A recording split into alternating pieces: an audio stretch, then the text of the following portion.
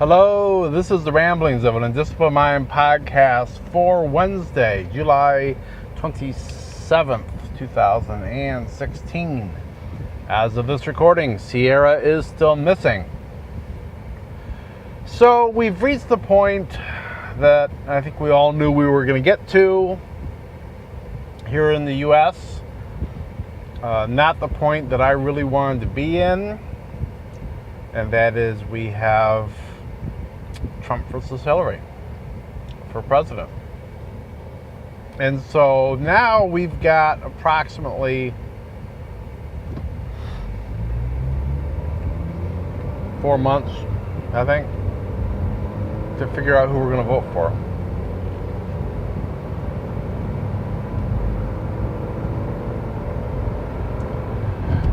And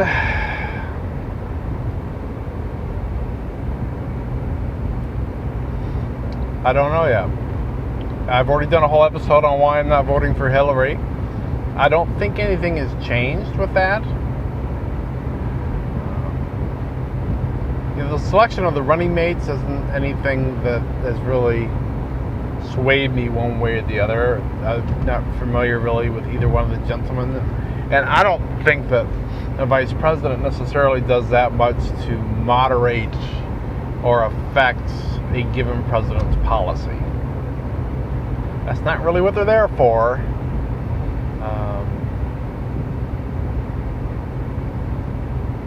So I don't look as this person's kind of a whack job, but they picked Joe Blow as their vice president, and he'll get the whack job to toe the line or whatever.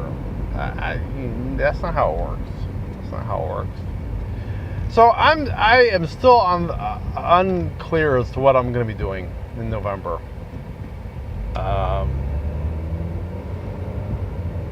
It's a possibility that I might be voting for Trump. Kind of in the lesser of two evils kind of thinking. And I have done a little bit of research on him and listened to some speeches, and I'm finding that he gets misquoted a lot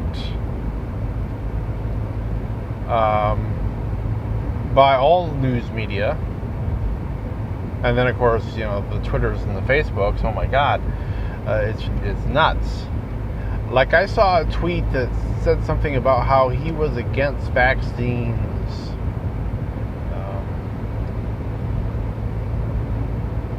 because they cause autism. And I am in favor of vaccines. He had an interesting point, though. I actually watched a bit of a debate. Actually, last year. I couldn't find anything really recent on this, which says a lot. But it was a debate like from last September of the Republican candidates at that point. And he said he's in favor of vaccines, but he feels like they should be, that we're giving them in too high a concentration all at once, and he felt that they should be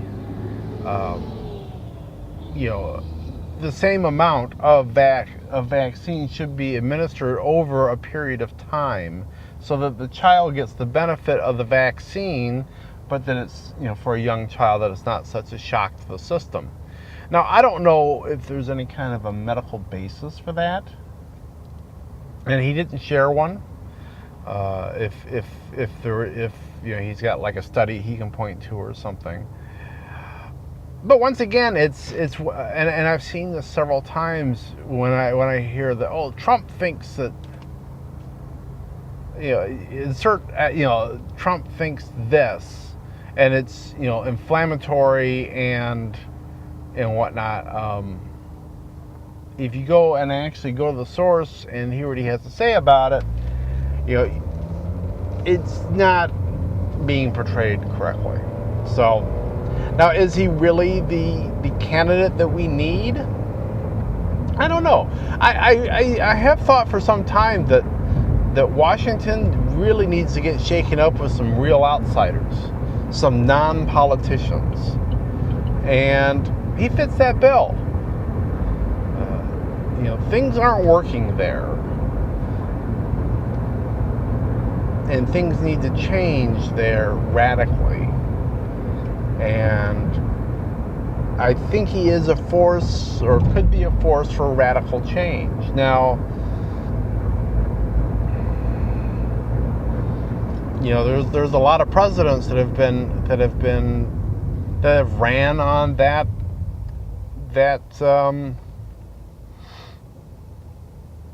kind of thought process. I mean, what was Obama when he first got elected? Change and hope. But it was, change within the system as it is, within the existing political system. And what people like Barack Obama and Hillary Clinton don't really get, because they're part of that system, is that it is the political system itself that is flawed. It is the political system itself that needs to be overhauled. And they aren't going to see that or want to see that because they're part of the system. They are, they're running the system in most cases, in some of these people's cases. It's been really interesting this week because the Democratic convention has started up, and their chairman just resigned over a different email scandal that emails got loose, and apparently it showed that the DNC was actually doing things to try to hinder Bernie's success in the primary process. It may not be illegal, but it certainly smacks of cronyism. So when it came out that, and then it seems like Russians were involved in this break-in of their computers. So she finally had to resign, and then the Hillary campaign hired her like within days. It just seems like, well, okay, so what was that? This is somebody who was in charge of an organization that was, maybe not doing anything illegal, but it's a bit underhanded and sneaky, and not something that the majority of the delegates there seem to be very happy with.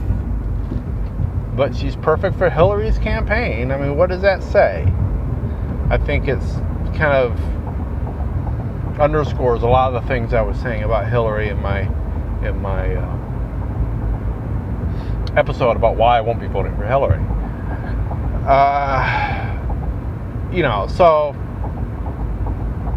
So yeah, I haven't decided. I've also been thinking a bit about the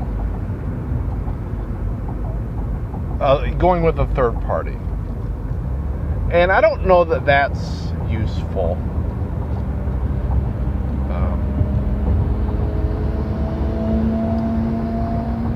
Just because nobody's even close.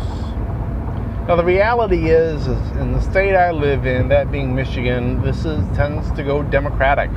It has in every presidential election I've taken part in. So I guess another option would be is if I'm not comfortable with voting for either Hillary or for Trump, then maybe I just don't. I would just, on purpose, just abstain this time. Not something I like to do, because I do feel like we should take part in our democratic process. And I guess that would be just kind of trusting that the chips are going to fall where they may in a way that I'm used to. Now, there could be some sort of a weird landslide here, and Trump could win Michigan. I don't think that's very likely. I'm not seeing large groups of people. I'm not hearing about large groups of people here that are disillusioned with the Democratic way of doing things. The reality is Democrats still have the unions in their pocket. They are still very favorably viewed among urban blacks. I don't think that's changed, and that's usually what carries this state is the unions and the urban blacks, because a lot of times when you go county by county, the outlying counties all tend to vote Republican, and it's the Detroit area that pulls it to the Democratic side. So,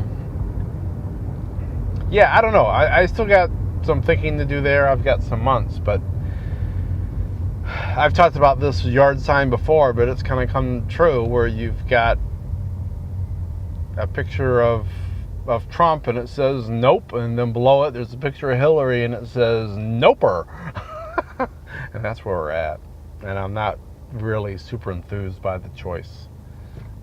I don't see voting for the Libertarian candidate. It looks like he's going to be lucky if he gets the 5% of the vote, so the Libertarian Party can get the there's some sort of campaign fund reimbursement they can get from the federal government if they get at least 5% of the vote.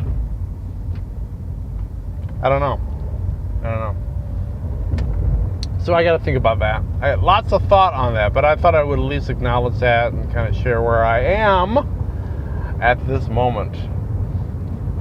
Needless to say, the decision-making process leading up to November is muchly a work in process, and we'll see what happens.